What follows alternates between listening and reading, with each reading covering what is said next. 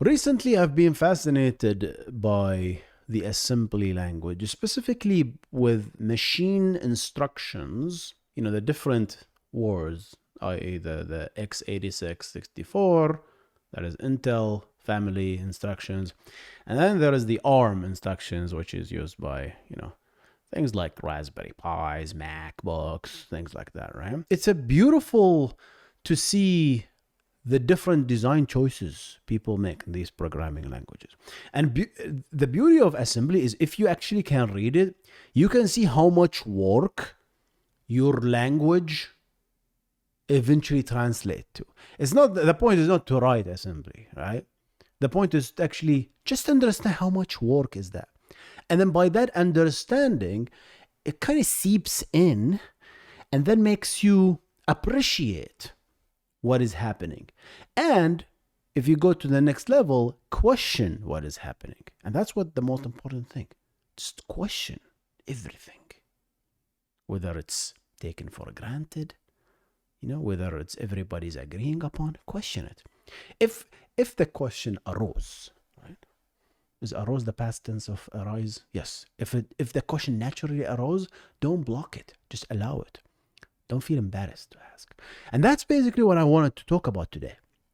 Specifically, I just want to show you. This is just things I'm just recently learned. So I'm a little bit excited and a little bit hyper about it. I'm going to cool down maybe in a few days. But every time I have a new thing, I learn something new, I just fire up the camera and start recording, because I believe, what's his name? Naval. And if we learned anything from Naval, a philosopher, a businessman and a philosopher, it's almost like he's always like a philosopher first, businessman later, second. But he said inspiration is perishable. Use it. If you're inspired by anything, just try to light it up in fire. And when I say light it up, basically just write it down, use the medium, of choice to capture, like that. Capture that. Right there. Capture it. Don't let it fly away. Because if you let it pass, it's going to linger, and then your mind will start bombarding you with thoughts. Who cares about this? You're so lame thinking this way. Oh, there are a million people who did that. Oh, this and that.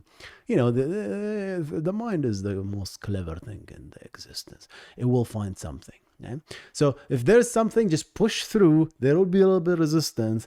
But so while the iron is hot, as the Americans say, try to hit.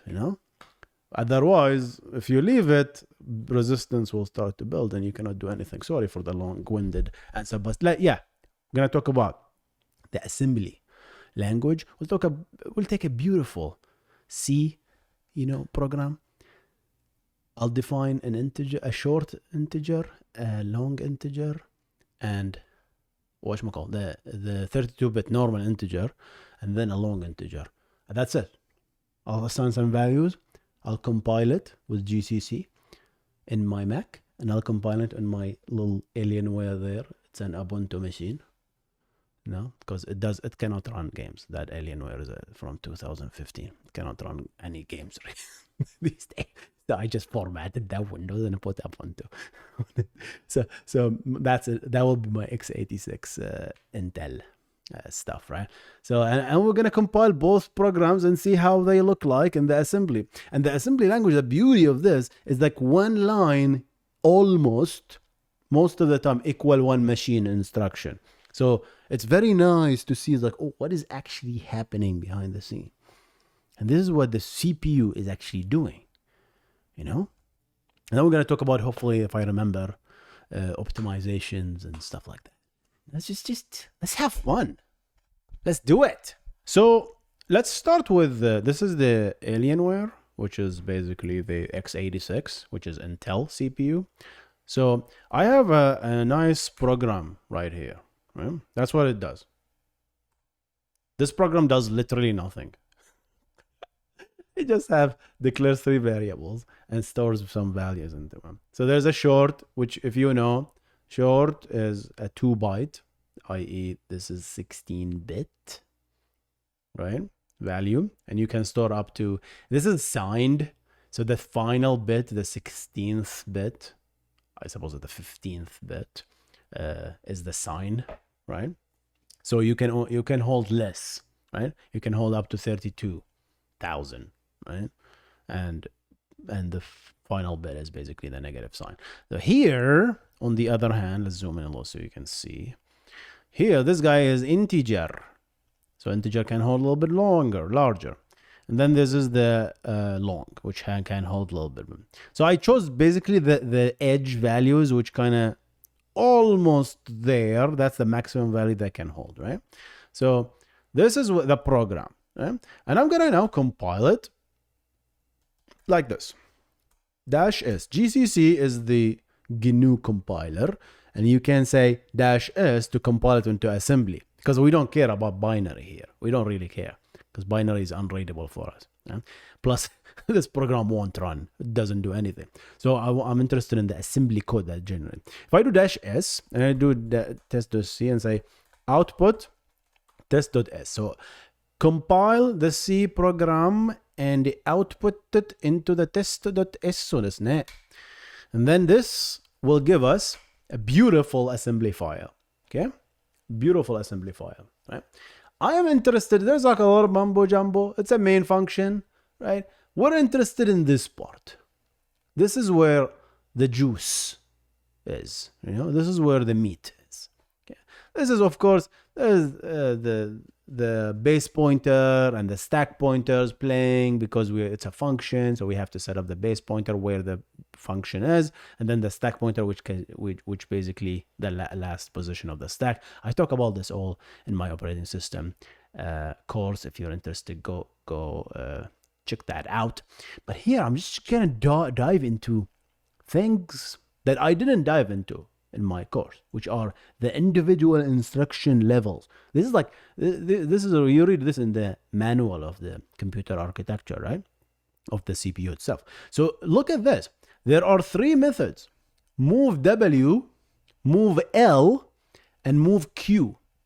So there is this thing that's called a word. For some reason, we use it. And a word is essentially 2 bytes. Move W, move a word, i.e. take this value. If you remember, do you remember the source code? I'll try to put this side here in the editing. Right? Put this in this variable, that i.e. in the stack, slam that value into the memory location that is referenced by this relative base pointer. Okay, so the relative base pointer is basically a register, and this means the value, right? Whatever the address of this, -14, poo, throw that in. Okay, so we have move W, which means move a word, right? As we talked about. It says, okay, move this value 32,767 to position the relative base pointer on position -14, right? For 2 bytes. Well, Hussein, how did you know it's 2 bytes? There is nothing here that tells us 2 bytes. Well, this guy does. Move W is a special instruction that says move W. That is specifically to move one word, i.e. when we write to memory, which this operation is, it's telling the CPU, hey, when you write to memory, talking to the DDR RAM, only write 2 bytes specifically, and starting from this particular position. Okay? So we're going to start from position 14 and 15, 2 bytes, right? Oh, sorry, 14, and then if you add 2, what happens? 13, right? And then 14 and 13. So starting from 14 and 13, that's the 2 bytes. Why? That's because then the next position is actually, we're going to store a long. So that guy here is a long value. No, not a long value. That's what the confusing thing about it. Long here is not long in C, right? Long here means 4 bytes, which is an integer. And you store 4 bytes, i.e. this value, as 4 bytes with a bunch of bits, and write them in this position. What position? How many bytes? 4 bytes. So 12, 11, 10, and 9. Exactly 4 bytes, right? That makes this other thing. Forget about this one for a minute. We're going to come to it, right? That's why this is position -8, because 12 to 9 was taken by this guy. 14 to 12 was taken by the short integer, right? And now here, I want to move 8 bytes. Why? How do you know it's 8 bytes? Well, because when we compile the program, GCC know that it is a long. If we don't have data types, it will be a disaster, right?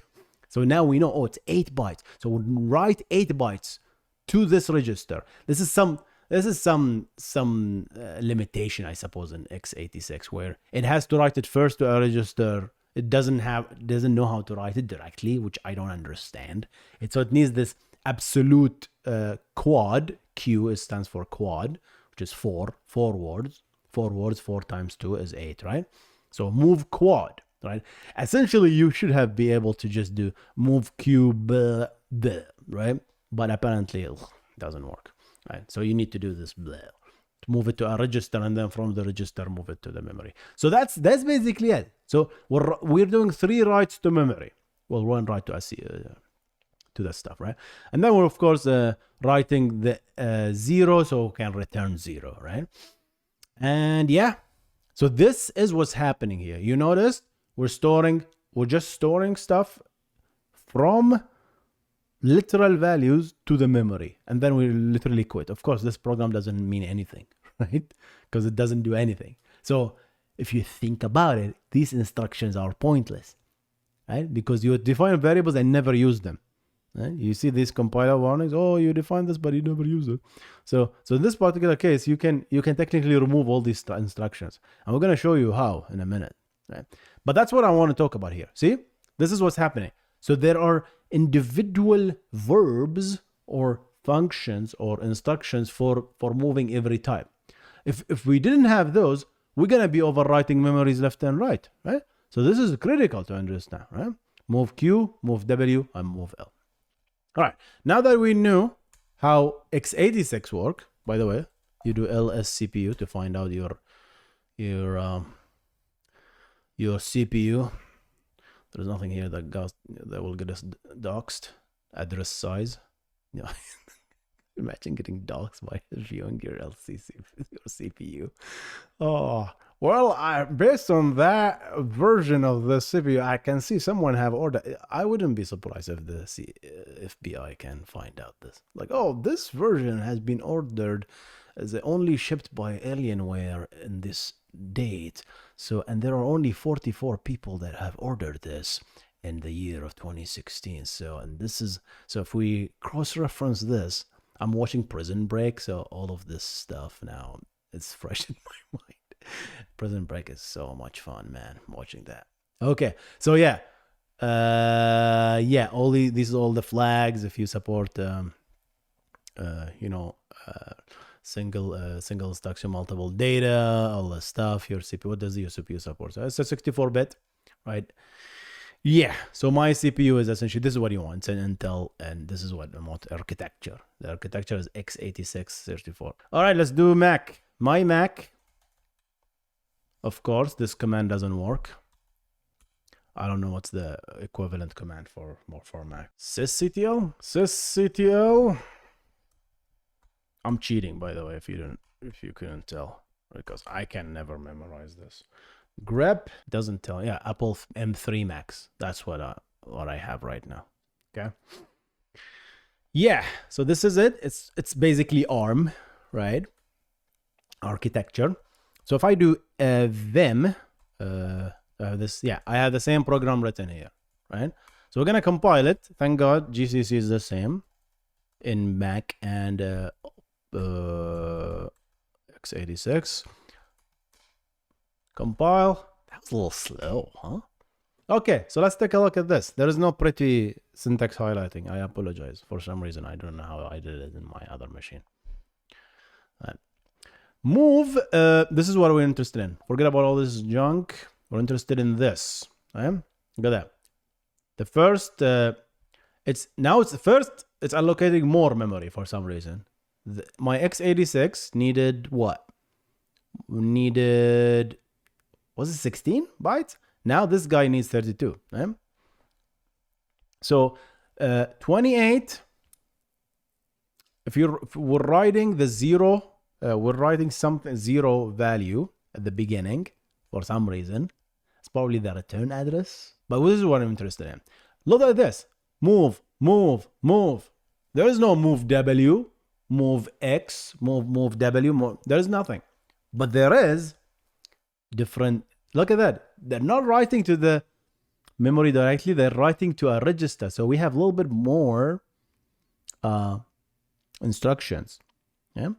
So here we're moving this value. It's like it's the other way around to read it as well. You have to move from here. You can see my mouse, right? So you move this value 32 to the W8 register, and W8 is a 32-bit register, which is interesting, right? This is not a 32-bit value, remember? And I'll put the compiled code here, the actual code. This is a short integer, so it's 2 bytes. Well, this is 32 bytes, so 4 bytes. So you're moving this value to a 32-bit integer. So of course, that's fine. You can do that, right? But the rest of the stuff is going to be zeroed out. That's fine, as long as it's in the register. But look at this. Store is a method that stores a register to a memory location. And this is referenced by the stack pointer on position number 26. And you can see 26, we are storing, and this is, now you're flipping it. It's like everything is flipped from x86 to ARM, right? To storing, we're storing half H. So store only half the 32-bit register, which is basically the 16-bit, the lower 16-bit. Store these guys, because I know this is only what we have. So 2 bytes, store it here. That means 26 and 27 will have the values. 28 will start having the other values, right? So it's you move positively here versus negatively in the x86. Good. So 2 bytes. That makes sense, right?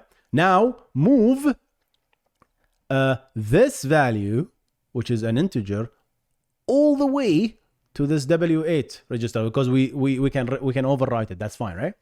So now we're gonna use the whole 32-bit, right? Because this is a large value. It uses the 16-bit and more. So this is 32-bit. So we use the normal store. So just store the W8, which is again a 32-bit register. And here's an interesting thing, by the way. This is not a physical register, by the way, called 32. That is 32-bit. No, all the registers in ARM and I think in x86 are 64-bit. Right? And then these are just referenced.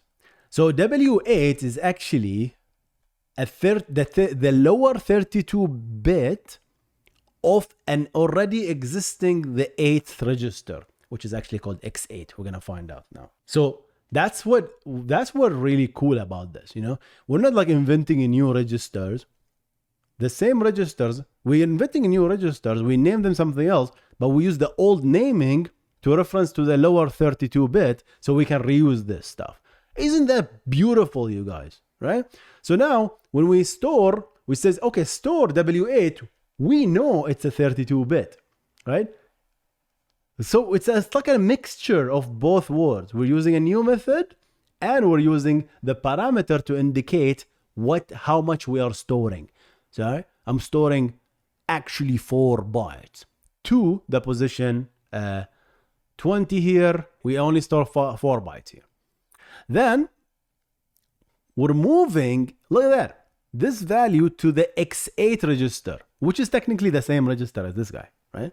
So when I wrote this, all these values were gone because W8 and X8 are the same register. It's just W8 is the 32-bit lower value, right? And X8 is the whole 64-bit register, right? So this, of course, this is a large value. It's actually, it's a 64-bit value, right? It doesn't fit in a 32-bit. So when you store it, you need the whole X8. So now if I store and I pass X8, The store knows that it needs to store 8 bytes, not 4. Here it knows because the parameter is W8. So it's like a little bit of overloaded method, right? And if you're passing W8, and we know it's 4 bytes. Here, I'm passing, yes, I'm forcing 4 bytes, right? But I'm telling you there is to store half of it. It doesn't make sense. So we could have solved this with a store if we have a 16-bit register, like, I don't know, A8, for example. I'm giving you an example, right? If we have a 16-bit register that is a representation of that, we could have solved this problem with that. We could have just used store normally, and we know that we to store only 16 bytes. So it's, you see, it's all normal programming, you guys. It's not something different, but it's just working with the hardware limitations essentially. Yeah. And then we, of course, we add this to the stack pointer so we can collapse the whole thing. And whenever you subtract, this is how do you destroy the frame. You just basically decrement, actually add back those, because the stack starts from high to low, right? And you decrement, and then you increment to add it back. Yeah, so that's interesting, right? So let me show you something. I'm gonna compile this, but I'm gonna add a O1, which is called optimization.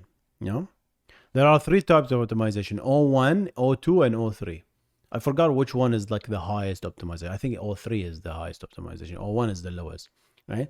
And O1, this optimization will say, all right, without any of this, it will do the dumb thing, like 1-to-1. Whatever you're doing, I'm going to compile it. Of course, usually you don't really compile with that, without that optimization, unless you're doing something like I'm doing. I'm teaching here, right? Then you do without optimization. But if you do optimization, like most don't worry, most implementation do it with O1 or O2 or O3. O3 is like very aggressive and can break things sometimes, right? And essentially it's like there is a list of stuff, you know, you can Google it, like function aligning. Like if you have a function that is calling it multiple times in a loop, it will put the actual code. It will not do a function call. It will actually put the code in line, right? So that you read the code just like quickly. This will avoid jumping between different location, and as a result, increase the cache locality in the CPU. When you fetch something, you fetch these instructions, which all these instructions, by the way, they are in the memory, right? And they are co-located. So if you have a function that is way very far and you're calling something, you have to go back to that function by changing the program counter to the first address of that function. And then once you're done, you have to change the program counter back to the original return address, right? So you'll be jumping back and forth between 2 distant locations. And this distance will cause page fetches, and that will slow down things. All right, so let's compile with O1. Let's see what happened to my assembly. There's no code. It does just that. It zeroes out the stuff. There's no code at all. Let's go back to my what is this? GSS gcc -s test.c -o test.s vim.test. Hey, wait a minute. Oh, I forgot to do the optimization. Let's do it with O3 because I feel it's probably gonna blank out my code. There's no code, nothing. And you know why, right, guys? Look at my code. It's pointless. So all this pointless stuff, the compiler knows, right? And has algorithms that says, oh, you declared A, but you never used it. I mean, if I change something, I would say, all right, return A for some reason. And I do, okay, let's compile with O3. Probably still was going to say, what are you doing? No, it actually, it took my value because EAX is the return register, right? But yeah, they had to put this because we're returning it. Because maybe your program, when it exits, it expects this value to be returned to the parent, right? So it has to put it there, right? So it had to put it there in this particular case. All right, guys, that was all what I wanted to talk about, I think. But yeah, you see how this is? It's either create a new method for each desire or overload existing methods. And we've seen in ARM overloading, sometimes they create a new method, right? At least in my Mac. And it's just interesting, this stuff. So I'll leave you with this. Actually, in some of you might know that I started learning Japanese around 6 months ago, and I noticed this. I always have been fascinated by the culture and history of the language, and you might have seen some of the books I have about Japan and novels. But essentially, the Japanese language is very, very beautiful, precise, and how do I describe it? It's very verbose, because they use for different actions that look similar, but even if they are different, that you can just add a parameter that is different, like what we're seeing here. They just create a new verb or a new word for it. So in English, for example, and even in Arabic, to take these two examples, right? I tweeted about this recently. Huh? You have you went to a book.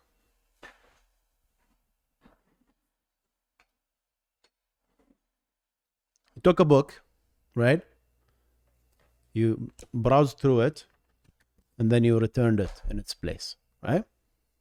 You say return, right? I returned the book back to its place. Right? Or if you borrowed something, right?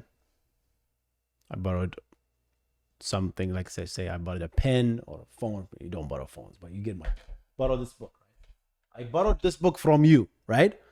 This book, I borrowed it from you, okay?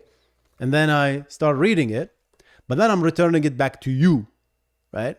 You're not technically in the same place, right? Even let's take a pen, for example, even pen, right? I took a pen and then I return it to you. So you still use the word the return, right? But so we have one verb with an overloaded parameter, if you think, a function call with different variables. So return to someone or return to a place, right? If you're returning to a someone, you borrowed something and you return it, it's the same thing as you took something from a shelf and you returned it, right? It's just the thing that you're returning it to, it's just different. A person versus a place or a shelf, right? Again, I'm a very beginner, by the way, so take this with a grain of salt. But I've seen it everywhere in Japanese. Everywhere they are using this. Whenever there is a mimic, a sliver of ambiguity, they create a new verb for it. So in this particular case, English uses the same verb, return, right? So sometimes we get confused, but no, if you have the context, you get baffled. But in Japanese, actually, there are two verbs to return. There is a verb to return something that you borrowed, and that is, so in Japanese, the verb to return something to an owner, like if you borrow something, it's called kaisu, But the verb to return something that you took from its place and you just return it back, it's called modosu. So that is very different verbs to indicate very different things. Like how we have move W versus move L is the same thing, right? Versus move quad, move Q. That's why it's kind of look like Japanese very similar to x86, right? English is more like the ARM, RISC base. That's just something I noticed. It might be some silly example, but that's what I notice, when I go through this stuff, So yeah, that's all what I wanted to talk about today, guys. I'm gonna see you in the next one. Stay awesome.